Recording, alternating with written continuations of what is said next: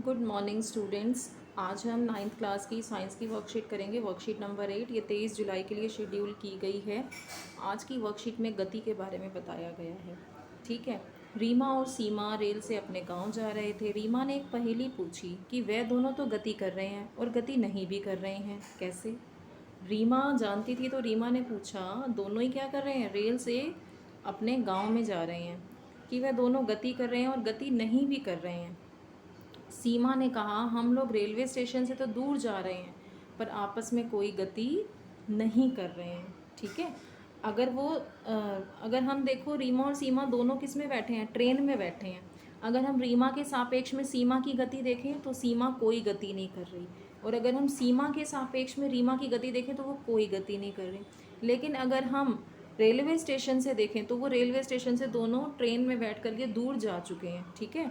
तो railway station के सापेक्ष में वो दोनों गति कर रहे हैं पर आपस में कोई गति नहीं कर रहे। इसी तरीके से यदि कोई वस्तु जो है, देखो एक उदाहरण और समझाती हूँ। जैसे आप ट्रेन में बैठे हो, ठीक है। आपको ट्रेन में क्या कैसे लगता है बैठा हुआ कि कोई पेड़ जो है वो पीछे की तरफ जा रहा है, ऐसा लगता है ना। क्या वो पेड़ गति कर रहा होता है? वो पेड़ गति नहीं कर रहा होता, वो पेड़ वहीं होता है। ठीक है। लेकिन आपकी जो ट्रेन है वो आगे जा रही होती है, जिसके कारण से आपको ऐसा लगता है कि वो पेड़ गति कर रहा है और पीछे की तरफ जा रहा है, जबकि वो पेड़ क्या है, स्थिर है। ठीक है। पेड़ के सापेक्ष में आप गति कर रहे हैं लेकिन आपको ऐसा लगता है कि पेड़ गति कर रहा है। तो यही बात इसमें भी है। यदि कोई वस्तु, आगे देखें क्या लिखा है, यदि कोई वस्तु जैसे रेल है किसी स्थायी बिंदु के सापेक्ष अपनी स्थिति बदलती है तो हम कहते हैं कि वह वस्तु गति में है।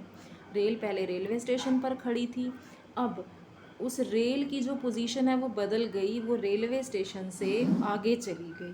ठीक है। स्थायी बिंदु क्या था, रेलवे स्टेशन। उस रेलवे स्टेशन से उसने अपनी स्थिति बदल ली, वो रेल वहीं नहीं खड़ी रही, वो रेल उस रेलवे स्टेशन से, ये रेलवे स्टेशन है, यहाँ से वो आगे चली गई। तो हम कहेंगे कि रेलवे स्टेशन के सापेक्ष में वो ट्रेन जो है दूर चली गई है। वो किस में है, ट्रेन गति में है। क्लियर हुआ। अब आगे देखो क्या लिखा है, गति के प्रकार। गति के 3 प्रकार हैं, एक है सरल रेखीय गति, एक है वर्तुल गति। दोलन गति और आवर्ती गति एक ही बात होती है। सरल रेखीय गति किसे बोलते हैं, नाम से ही पता लग रहा है, सरल रेखा में चलना। ये कैसी गति है, सरल रेखीय गति है। सड़क पर वाहन चलते हैं, सीधे सीधे चल रहे हैं, सीधी रेखा में सड़क पर वाहनों का चलना क्या कहलाएगा, सरल रेखीय गति। ठीक है। वर्तुल गति क्या होती है, देखो ये सर्कल में इतना बड़ा झूला दिखा रखा है आपको, सर्कल में। तो जो वृत्तीय गति होती है, वृत्तीय पथ में, वृत्तीय रास्ते में गति करना, वो क्या कहलाता है, वर्तुल गति। ठीक है। बहुत विशाल पहिए वाला झूला है ये। उसके बाद दोलन गति क्या होती है, आपने ऐसी घड़ी देखी होगी, पहले देखो ऐसे होती है, फिर ऐसे, फिर वापस आती है, फिर ऐसे जाती है, फिर वापस आती है। ये कैसी गति कहलाती है, ये दोलन गति कहलाती है। ठीक है। इस तरीके से होती है ये, और ऐसे जाएगी, यहाँ आएगी, फिर यहाँ आके रुक जाएगी, फिर यहाँ जाएगी इस तरफ, फिर इस स्थिति पे आके ये रुक जाएगी, ऐसे चलती रहती है। तो ये गति क्या हुई, दोलन गति या आवर्ती गति। ये कौन सा बिंदु कहलाता है, ये मध्य बिंदु कहलाता है। इस मध्य बिंदु के आगे पीछे गति करती है। ये क्या, ये वाला कौन सा बिंदु है, मध्य बिंदु। ये झूला भी कैसा है, दोलन गति का उदाहरण। ये इस मध्य बिंदु के आगे पीछे गति करता है। अब हम आगे पढ़ते हैं। देखो, सीधी रेखा में गति या सरल रेखीय गति, जैसे सीधी सड़क पर चलते वाहन। वृत्तीय पथ में गति या वर्तुल गति, जैसे बहुत विशाल पहिए वाला झूला। ठीक है। ये मैंने बताया ना, ये वाला। उसके बाद एक माध्य बिंदु के आगे पीछे गति, ये वाली, ये माध्य बिंदु है, इसके आगे पीछे गति। ऐसे ही घड़ी में दिखा रखा था ये माध्य बिंदु, ये माध्य बिंदु था, तो इसके आगे पीछे गति। ये गति कैसी कहलाती है, दोलन गति या आवर्ती गति। जैसे दीवार घड़ी का लोलक, इसको क्या बोलते हैं, जो दीवार घड़ी पे ये होता है, ये लोलक कहलाता है।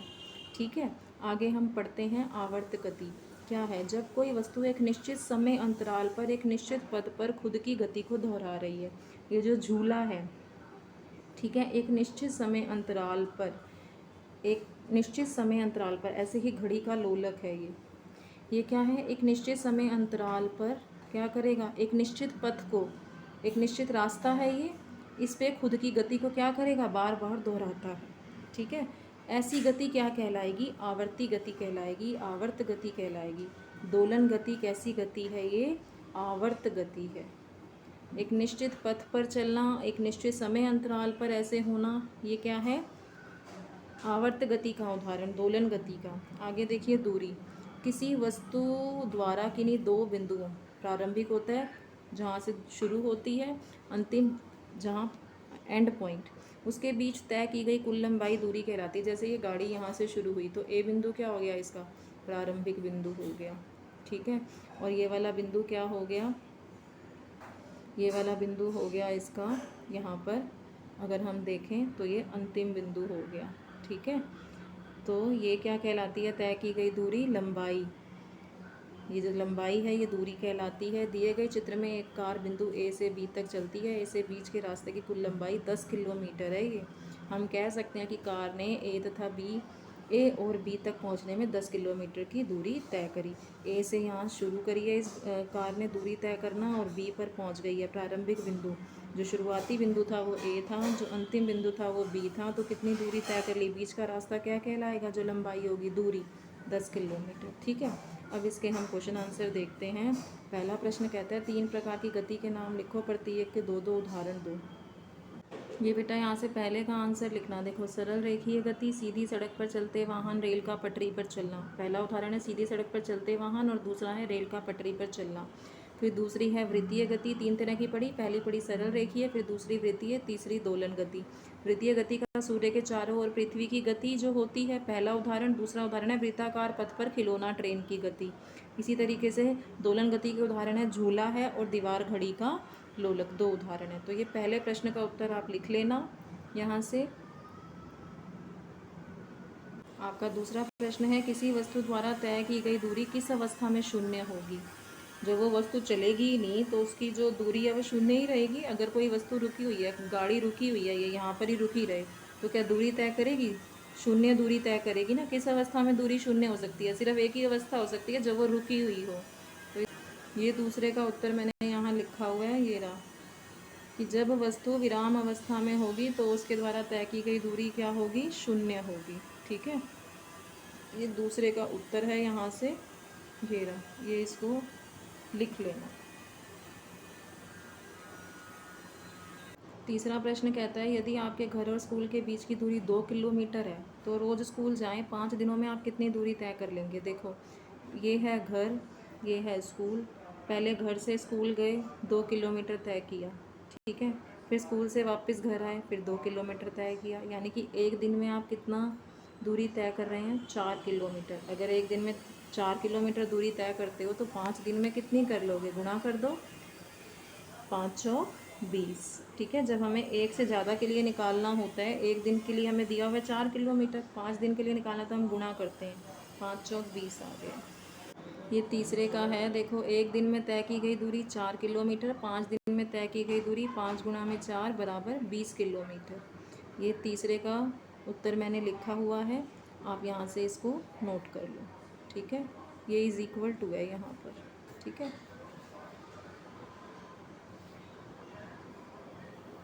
अगला प्रश्न है पृथ्वी लगातार घूम रही है। पृथ्वी क्या है? लगातार घूम रही है, और इसका अर्थ यह हुआ कि पृथ्वी के पेड़ भी गति कर रहे हैं। क्यों और क्यों नहीं बता सकते हो? पृथ्वी घूम रही है, गति भी कर रही है, क्या पेड़ भी गति कर रहे हैं? देखो, चौथे का आंसर ये लिखेंगे, अगर हम पृथ्वी के सापेक्ष में देखें तो, अगर हम पृथ्वी घूम रही है ना, पेड़ तो नहीं घूम रहे, पृथ्वी के हिसाब से देखें तो पेड़ स्थिर हैं, पेड़ नहीं घूम रहे, ठीक है। लेकिन अगर हम सूर्य के हिसाब से देखें, सूर्य के सापेक्ष में देखें तो पेड़ घूम रहे हैं। उसे सूर्य के सापेक्ष में क्यों पेड़ घूमते हुए दिखाई देंगे? क्योंकि वह पेड़ तो पृथ्वी के ऊपर ही है ना, क्योंकि पृथ्वी सूर्य के चारों ओर परिक्रमा कर रही है, तो सूर्य के सापेक्ष में तो हमें पेड़ घूमते हुए दिखाई देंगे। लेकिन अगर हम पृथ्वी के सापेक्ष में देखेंगे तो पेड़ घूमते हुए नहीं दिखाई देंगे, क्योंकि पृथ्वी खुद घूम रही है, पेड़ क्या हैं? स्थिर हैं। तो यहाँ से इसका आंसर लिख लो चौथे प्रश्न का।